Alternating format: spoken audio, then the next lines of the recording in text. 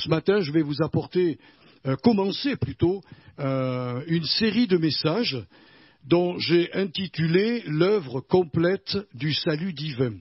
Donc, dans cette œuvre complète, je vais vous montrer ce qu'est vraiment le salut par rapport à ce que dit l'Écriture.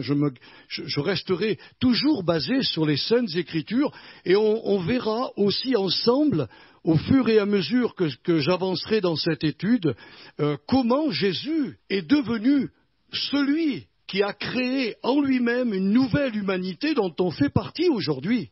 Toutes ces choses-là, ça va vous faire un bien énorme.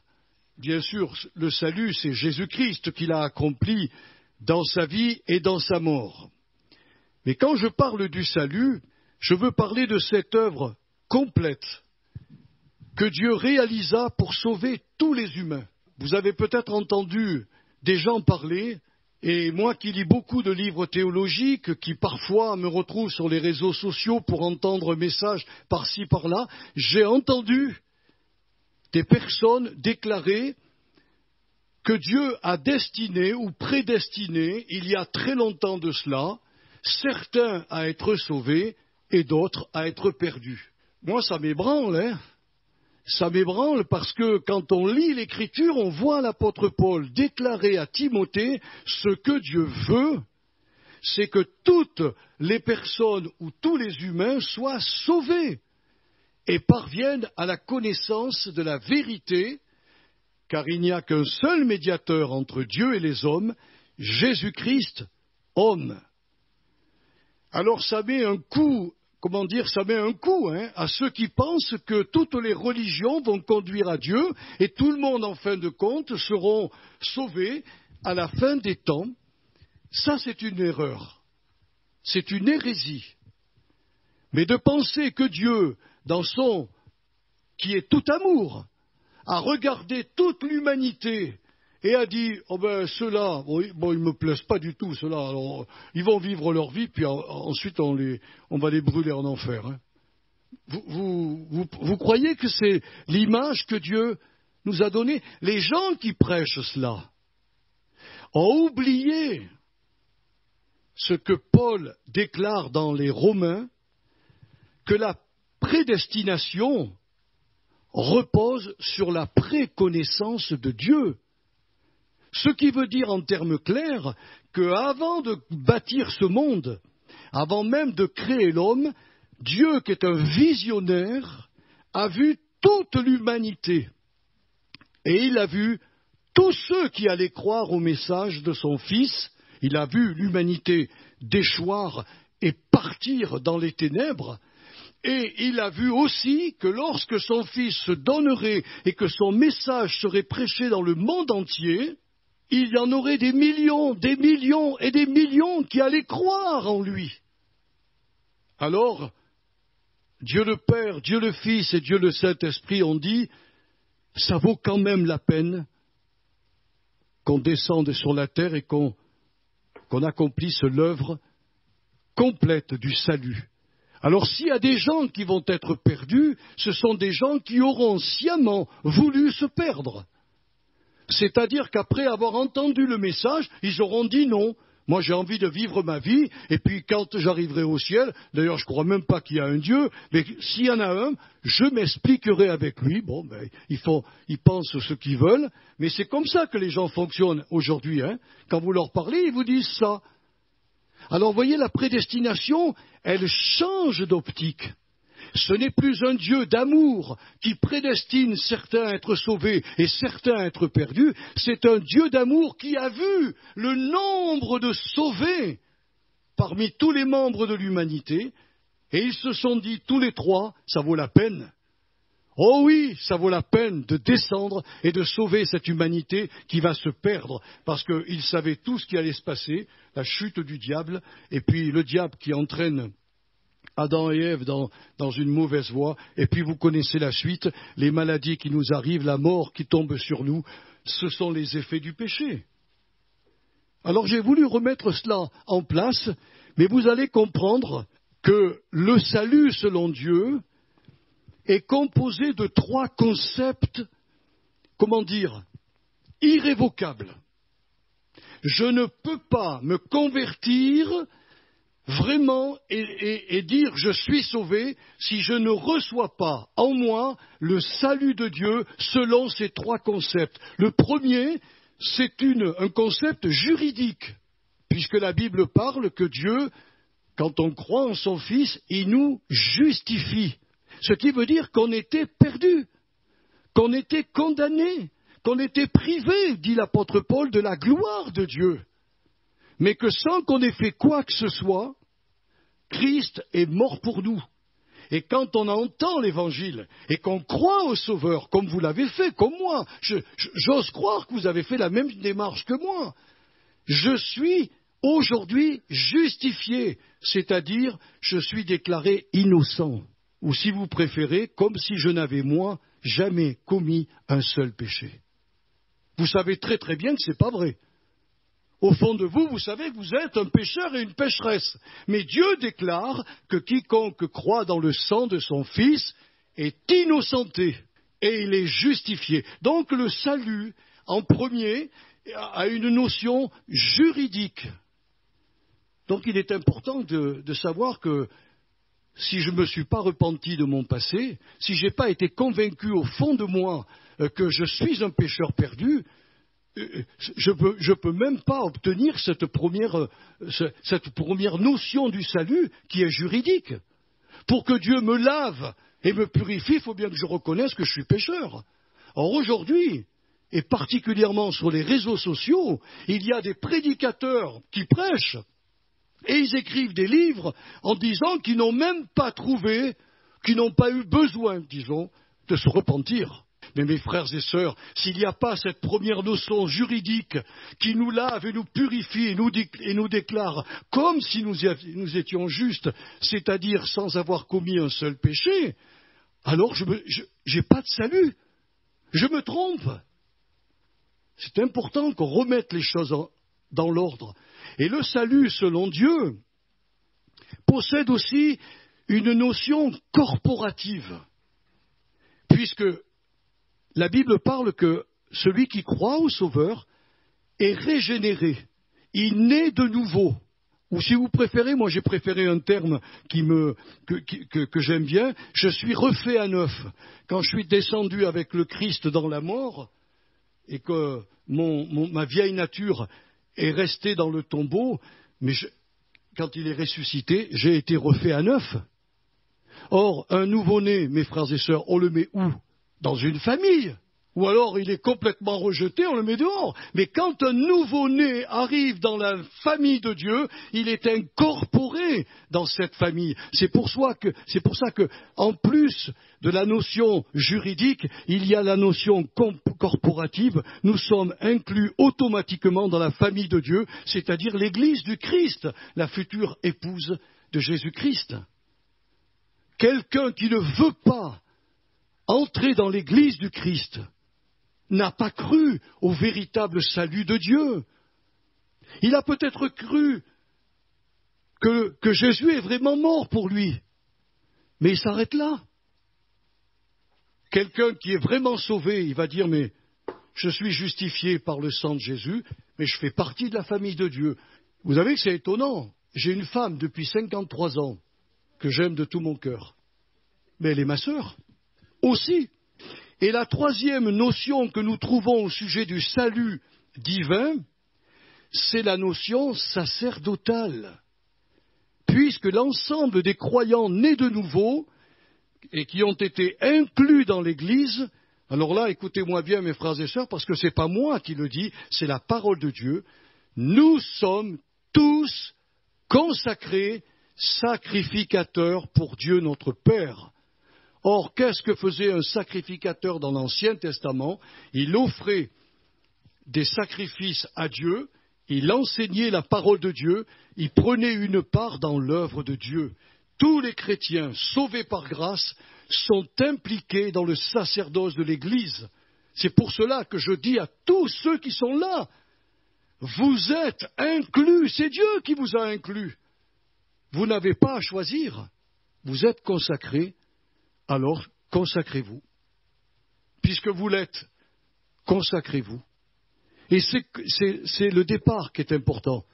Est-ce que vous reconnaissez cette notion juridique, corporative et sacerdotale? Vous êtes aujourd'hui des prêtres et des prêtresses pour Dieu, notre Père.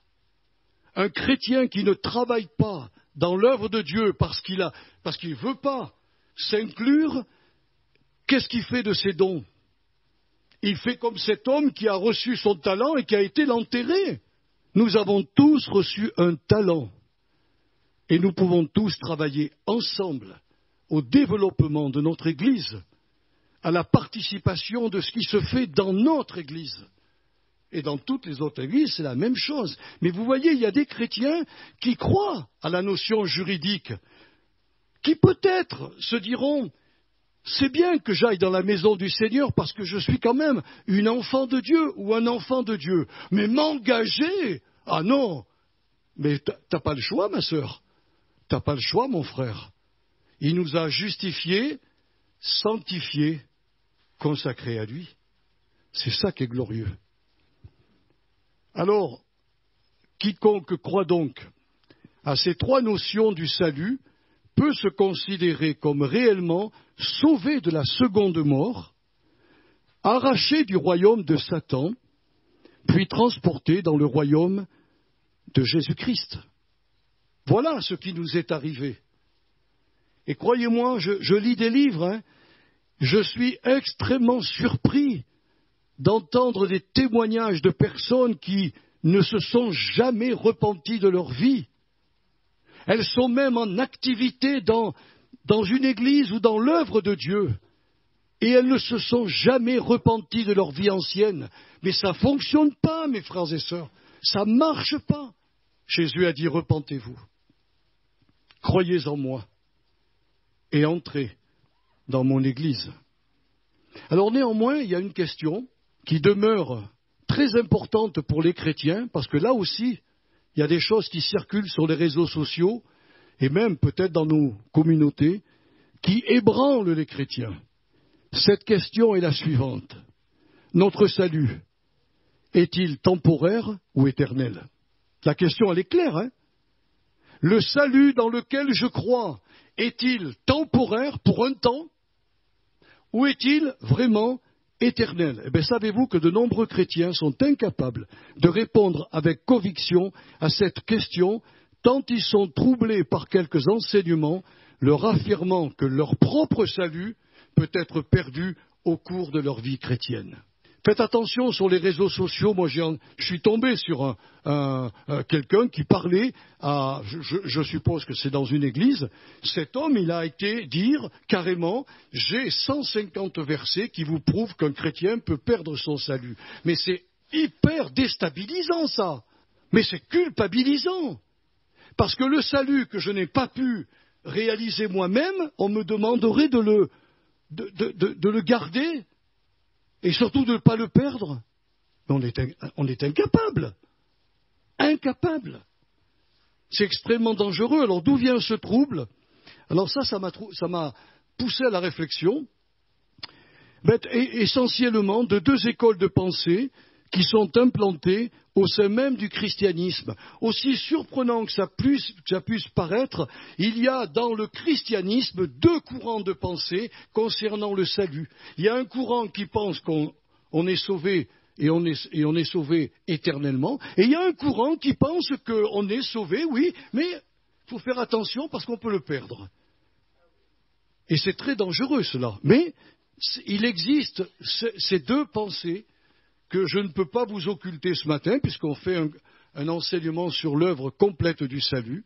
Alors la première école de pensée affirme positivement que le salut divin est accordé gratuitement et définitivement à ceux et celles qui ont été convaincus de leur perdition éternelle, qui se sont donc repentis de leur vie passée loin du Seigneur, qui ont cru que Jésus-Christ a sur la croix été châtié à leur place et qui désormais font tous leurs efforts pour marcher en nouveauté de vie. Comme dira l'apôtre Pierre, faites tous vos efforts pour faire entrer en vous la nature divine. afin que vous puissiez montrer aux incroyants que vous êtes animés d'une autre nature que celle que vous aviez avant. C'est exactement ce que l'apôtre Paul va écrire. Il va écrire une lettre aux Corinthiens, à certains Corinthiens qui persistaient encore à marcher comme des païens. Alors, je ne sais pas si je te l'ai noté, 1 Corinthiens 6, versets 10 à 11, alors je vais vous le lire. Voilà ce que disait l'apôtre Paul. C'est là ce que vous étiez quelques-uns de vous, c'est-à-dire impudiques, idolâtres, adultères, voleurs, menteurs, cupides, égoïstes, cruels. Avant leur conversion, certains Corinthiens étaient comme ça. Je pense que si on fait le bilan de nos vies, il y en a qui peut-être étaient pires. D'autres un peu moins pires, mais en tout cas on était souillés et on avait une justice sale. Et voilà ce qu'il va rajouter. Mais vous avez été lavés, mais vous avez été sanctifiés, mais vous avez été justifiés au nom du Seigneur Jésus-Christ et par l'Esprit de notre Dieu. 1 Corinthiens 6, versets 10 et 11. Alors permettez-moi de vous faire remarquer que si le verbe laver implique la liberté du croyant qui s'est converti de s'identifier dans le baptême d'eau, dans la mort, dans l'ensevelissement et dans la résurrection de Jésus-Christ, c'est une démarche de liberté personnelle. Personne ne vous a forcé à être baptisé. On vous a enseigné que le baptême était une identification dans la mort, l'ensevelissement et la résurrection du Christ, et vous l'avez démontré devant tout le monde. En réalité, ce qui s'est passé en vous, vous l'avez démontré visiblement dans le baptême d'eau. Ça, c'était notre démarche à nous. Mais là où ça devient intéressant, c'est que la sanctification et la justification qui nous a été donnée après cet acte de baptême par Dieu a une portée qui dépasse le temporel, puisque tous ces deux faits-là, la sanctification et la justification, dans le texte original, a une portée éternelle. En effet, dans l'original grec, ces deux mots, la sanctification et la justification, alors je vous donne le mot parce que peut-être que certains de nos auditeurs font du grec et ils verront que ce que je dis n'est pas un mensonge et une bêtise. Ces deux verbes sont à l'aoriste de l'indicatif passif, démontrant qu'au moment de leur baptême, ces croyants corinthiens, bien qu'encore charnels dans leur conduite, ont été déclarés par Dieu comme des justes et des saints de position. Et écoutez-moi bien, mes frères et sœurs, parce que l'aoriste grec, c'est un temps qui veut dire une fois pour toutes et pour toujours. Moi, ça m'a réconforté quand j'ai lu ça. Ça m'a réconforté. Parce que si je crois le message de ceux qui me disent que je peux perdre mon salut, mais où est la barre? À quel niveau de sainteté dois-je atteindre pour ne pas me perdre? Quelles sont les œuvres, le quota d'œuvres que je dois faire pour ne pas perdre mon salut? La Bible ne nous montre rien de cela. Et pourtant, vous avez des prédicateurs qui annoncent ça. On entre dans un temps de confusion, mes frères et sœurs. Et c'est pour cela que j'ai voulu faire ce message. Je prendrai peut-être 6 messages, 7, j'en sais rien comment le Seigneur me conduira, mais vous aurez toute la connaissance de ce qu'est le salut de notre Dieu. Alors vous voyez, bien que ces croyants corinthiens étaient coupables de vivre encore comme des païens, c'est clair, Paul leur dit, mais vous ne devriez pas faire ça. Tous, néanmoins, posséder en leur cœur la sécurité éternelle de leur salut. Alors, bien sûr, j'entends la voix de certains moqueurs qui disent « pasteur Joël Loubia, alors on peut faire ce qu'on veut, hein ? On peut se dépraver, on peut mentir, on peut voler, profitons de la vie. Tout ce qu'on fait ne comptera pas alors, puisqu'on sera sauvé. » Et je leur réponds à ces gens-là, si vous êtes vraiment sauvés, vous ne pouvez plus vous conduire comme des païens. Parce que l'Esprit de Dieu en vous va vous pousser, va vous convaincre, et même, vous allez le voir dans ce que je vais vous dire, va vous stopper si vous refusez d'entendre la vérité du Seigneur. Même lorsque quelques-uns de ces Corinthiens furent placés sous discipline, à l'exemple, vous savez, Ananias et Saphira, c'étaient des chrétiens qui se sont convertis à Jérusalem. Vous connaissez leur histoire. Ils ont menti au Saint-Esprit, ils sont morts tous les deux. Morts, hein. Le Seigneur a fait ça au tout début pour montrer qu'on ne se moque pas de lui, qu'il voit toutes choses. Mais même quand la discipline a atteint Ananias et Saphira, l'incestueux de Corinthe, vous savez, qui avait pris pour femme sa belle-mère, il a été mis sous discipline lui aussi, hein. Et ceux qui prenaient indignement le repas du Seigneur, il est dit que même cette discipline n'a pas enlevé leur salut éternel. Bien plus, l'apôtre Paul montrera à ces saints qui péchaient encore que s'ils s'étaient jugés eux-mêmes en toute honnêteté, ils n'auraient pas été jugés par le Seigneur, mais qu'en étant châtiés, ça c'est le mot français que j'aime pas, parce que le grec nous donne une autre version de ce mot qui veut dire textuellement éduqués. Ils ont été éduqués par Dieu. Et cette éducation, ce châtiment, comme on dit dans nos versions françaises, ne visait qu'un seul objectif, les préserver à nouveau de la seconde mort dont ils avaient été délivrés par sa grâce et par le sang précieux de Jésus-Christ. C'est pas un acte d'amour, ça, mes frères et sœurs? Mais bien sûr que ça l'est. La seule perte que ces êtres charnels, ces Corinthiens charnels, subiront devant le tribunal du Christ, ce n'est pas la perte de leur salut, on l'avait vu ensemble, mais c'est la perte de leur récompense éternelle. Parce que le Seigneur, une fois qu'il nous sauve, permet ce temps terrestre pour nous préparer en épouse de Jésus pour qu'on règne avec lui dans le ciel. Alors pour cela, il nous donne des finances. Et il nous dit, ne me donne pas simplement ta dîme, donne-moi tout. Et maintenant, je te rends tout. Et je te demande de bien gérer. Quand mon esprit te touchera pour faire telle et telle action, fais-le. Parce qu'en le faisant, tu vas démontrer ta capacité à gérer plus tard les biens spirituels. S'il demande à une sœur, à un frère de faire quelque chose dans son œuvre, avec un talent qu'il lui a donné, si la personne le fait avec fidélité, ça peut être tout simplement des choses matérielles, comme ceux qui prennent soin de notre Église, et qu'ils le font avec amour pour le Seigneur. Ils démontrent ici-bas leur capacité de devenir les gérants des biens spirituels dans le royaume céleste. Est-ce que je suis clair, mes frères et sœurs? Mais si vous ne travaillez pas dans l'Église, qu'est-ce que vous allez démontrer au Seigneur? Rien.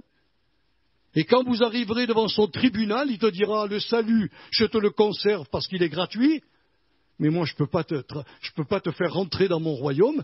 Tu n'as aucune capacité, tu m'as rien démontré. Rien. Tu n'as rien fait. Et il y aura beaucoup là, nous dit le Seigneur, des pleurs et des grincements de dents. Je bénis Dieu de ce que j'ai le courage de dire à mes frères et à mes sœurs, une fois sauvés, nous devons servir Dieu. Et si on ne sait pas quels sont les talents que nous avons, eh bien, on peut prier ensemble pour les découvrir. Mais ne restez pas au chômage spirituel. Je vous en supplie. C'est contre la parole de Dieu. Je suis personnellement triste, vraiment, de constater qu'aujourd'hui, encore, de nombreux chrétiens, je ne parle pas de notre assemblée, qui après avoir reçu le salut du Seigneur, révélé sous ces trois concepts juridiques, corporatifs et sacerdotal, continuent à être laxistes et indifférents en ce qui concerne leurs devoirs moraux envers le Seigneur et envers leurs prochains. S'il déverse son amour en moi, c'est pourquoi? C'est d'abord pour l'aimer lui, mais aussi aimer l'autre. Vous savez ce qu'est le contraire de l'amour? J'aimerais bien que vous puissiez me répondre. C'est quoi le contraire de l'amour? C'est la haine. Écoutez avec vos oreilles ce qui sort de votre bouche et vous saurez si vous aimez les gens. Quoi qu'il vous ait fait, hein.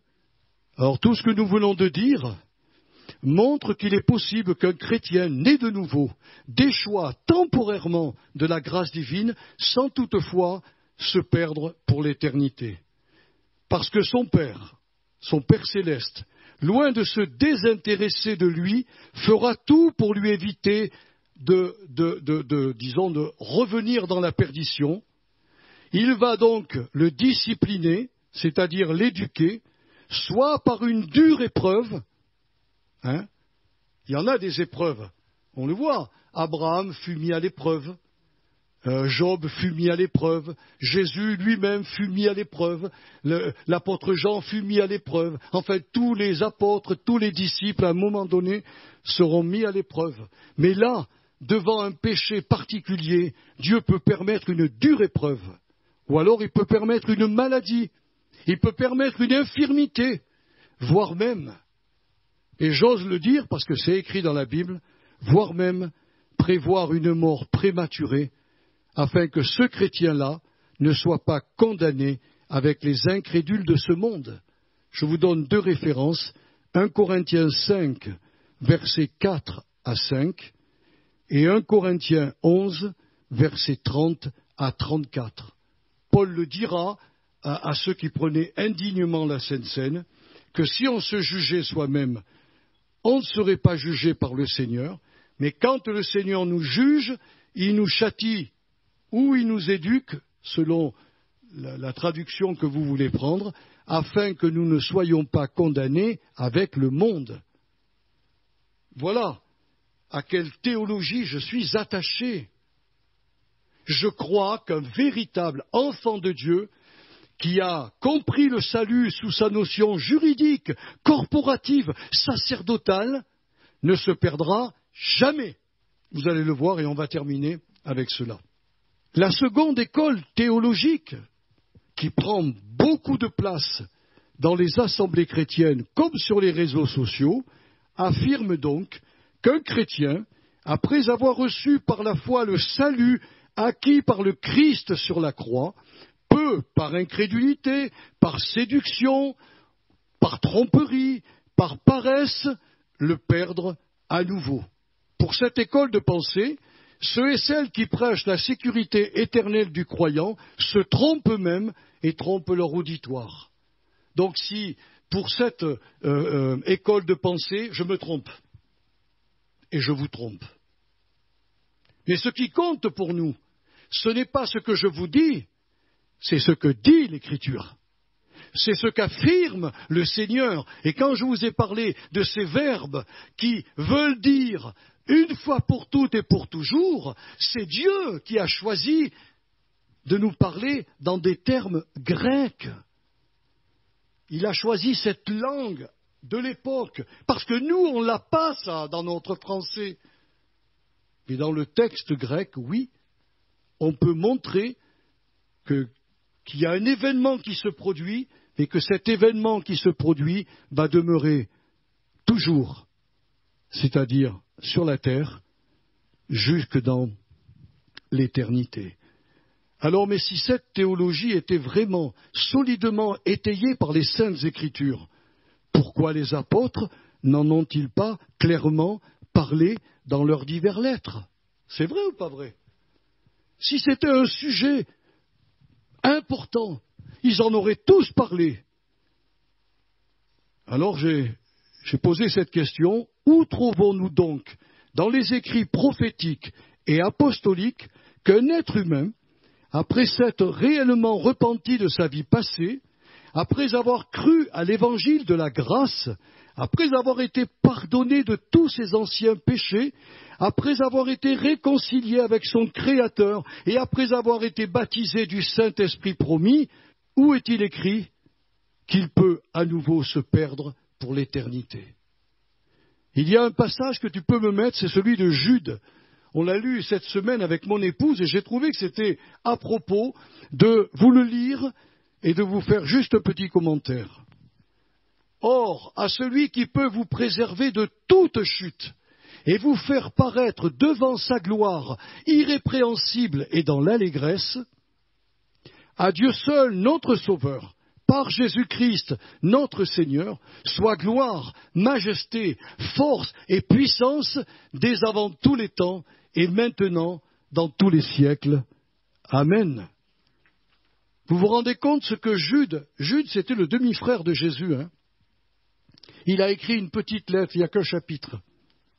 Mais quelle lettre! Et certainement qu'il est tombé sur des gaillards qui, à l'époque, devaient lui dire « Mais on peut perdre son salut !»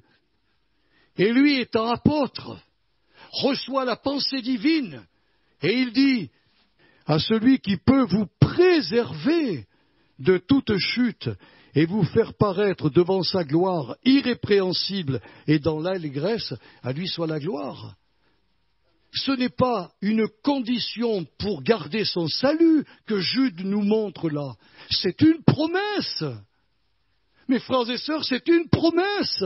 Jésus, qui nous a sauvés, nous gardera de toute chute. Oui, on pourra trébucher. Oui, plusieurs parmi nous ont connu cette expérience triste. On a trébuché, mais on s'est relevé et il nous a lavé à nouveau et on est reparti. Oui, le Seigneur a promis vraiment de tomber dans des chutes qui pourraient nous faire revenir dans ce passé d'éternité loin de notre Dieu. C'est pourquoi je considère la théologie qui préconise la perte du salut comme étant culpabilisante pour ceux et celles qui l'acceptent, puisque la Bible ne nous indique aucun niveau de sainteté à atteindre pour le conserver. Si je prends les paroles du Maître « Soyez saints comme votre Père est saint », je suis cuit, hein. Mais si je dis au Saint-Esprit « Viens, je vais travailler avec toi et tu vas travailler en moi, viens », et là, il me sanctifie, il m'aide à me préparer pour le grand retour. Mais je considère aussi que cette théologie qui préconise la perte du salut est extrêmement dangereuse, car pour justifier leur dire, les partisans de cette théologie s'appuient sur des textes bibliques qu'ils interprètent hors de leur contexte, leur faisant dire ce que le Saint-Esprit n'a jamais dit, ce que la Bible n'a jamais déclaré. Et je vais m'arrêter avec cela, mais juste avec un exemple. C'est dans l'évangile de Jean. Le premier exemple, c'est l'évangile de Jean, chapitre 15, versets 1 à 3. « Je suis le vrai cep, et mon Père est le vigneron. Tout sarment qui est en moi et qui ne porte pas de fruits, il le retranche. Et tout sarment qui porte du fruit, il l'émonde, afin qu'il porte encore plus de fruits. Déjà vous êtes purs à cause de la parole que je vous ai annoncée. » Regardez mes frères et sœurs, c'est nos versions françaises, hein. Nos versions françaises ont marqué « qui ne porte pas de fruits, il le retranche ». Comment vous l'interprétez? Si vous ne faites pas du grec, vous allez l'interpréter comme moi je l'ai interprété quand j'étais tout nouveau chrétien. Et comment la théologie de la perte du salut l'interprète? Ça veut dire simplement que si un chrétien ne porte pas de fruits, il est retranché et perd son salut. Au revoir, on n'en parle plus. Plusieurs pensent que le verbe retrancher, airo, en grec, indique un rejet définitif de ce sarment de vigne. Donc, ce sarment va se perdre parce qu'il est jeté hors de la vigne, c'est-à-dire hors de l'Église, alors que son sens primitif signifie élever en l'air, tenir suspendu. Et je vais vous montrer pourquoi. C'est le vrai sens qu'il faut mettre ici. À l'époque de Jésus, les Grecs utilisaient ce verbe pour parler des marins qui, hissaient leur voile en vue de la navigation et lui donnaient donc le sens d'élever en l'air et non de retrancher. Il faut dans ce passage-là, et c'est pour cela que les prédicateurs qui ne vont pas au texte original, alors qu'on a aujourd'hui des docteurs, on a des livres, on a tout ce qu'il faut, et qui disent aux chrétiens, vous voyez, si vous ne portez pas de fruits, vous êtes perdus, et vous serez perdus pour l'éternité. Eh bien Jésus nous montre qu'un chrétien sauvé par grâce, et qui ne porte pas encore les fruits spirituels tant désirés par son Père céleste, sera non définitivement retranché de l'Église, c'est-à-dire être perdu à jamais, mais qu'au contraire, son père, le vrai vigneron, va élever ce sarment improductif et il va l'attacher le plus haut possible avec les autres sarments vigoureux, afin qu'il puisse, comme eux, jouir de la pluie et du soleil et porter à nouveau les fruits spirituels attendus. Ce passage, pour nous chrétiens, nous dit on a de la peine à porter les fruits spirituels. Alors disons au Saint-Esprit, mais écoute, tu vois, je suis trop bas, Seigneur. Je suis trop bas dans la vie chrétienne. Élève-moi, attache-moi peut-être à un chrétien, à un couple chrétien, à une église qui porte les fruits, afin que moi aussi je jouisse du soleil, de ton soleil spirituel, de ta pluie spirituelle, et que je porte enfin les fruits qui te sont tout à ta gloire. Ça change tout, mes frères et sœurs. Mais les adeptes qui prêchent la perte du salut vous prennent ce passage pour justifier leur dire. Et je crois honnêtement, vous devez le savoir, ils se trompent. Ils se trompent vraiment parce que ce n'est pas ce que le Seigneur Jésus a dit dans ce passage. Au contraire, il montre que nous pouvons être encouragés lorsqu'on ne porte pas les fruits que le Seigneur voudrait. Est-ce que vous portez, soyons honnêtes, vous et moi, est-ce qu'on porte le fruit de l'esprit, qui est amour, qui est paix, qui est joie, qui est patience, qui est bonté, qui est fidélité, qui est maîtrise de soi? Oh oui, on arrive certaines choses, mais est-ce que ce fruit entier on le porte? On ne peut pas le porter sans le Saint-Esprit. On ne peut pas le porter sans le Saint-Esprit de Jésus. Alors, il veut qu'on soit un compagnon de route.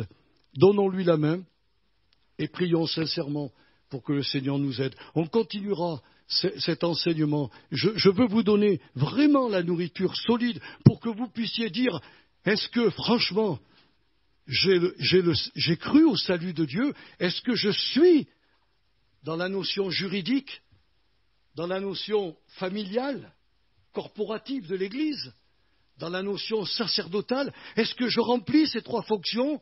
Si vous pouvez dire oui, alors vous êtes sauvés, pleinement sauvés. Et s'il y a une partie qui vous gêne et à laquelle vous ne voulez pas adhérer, remettez-vous en question. Vous ne pouvez pas couper le salut en petites tranches. Vous le prenez dans son entier ou pas du tout.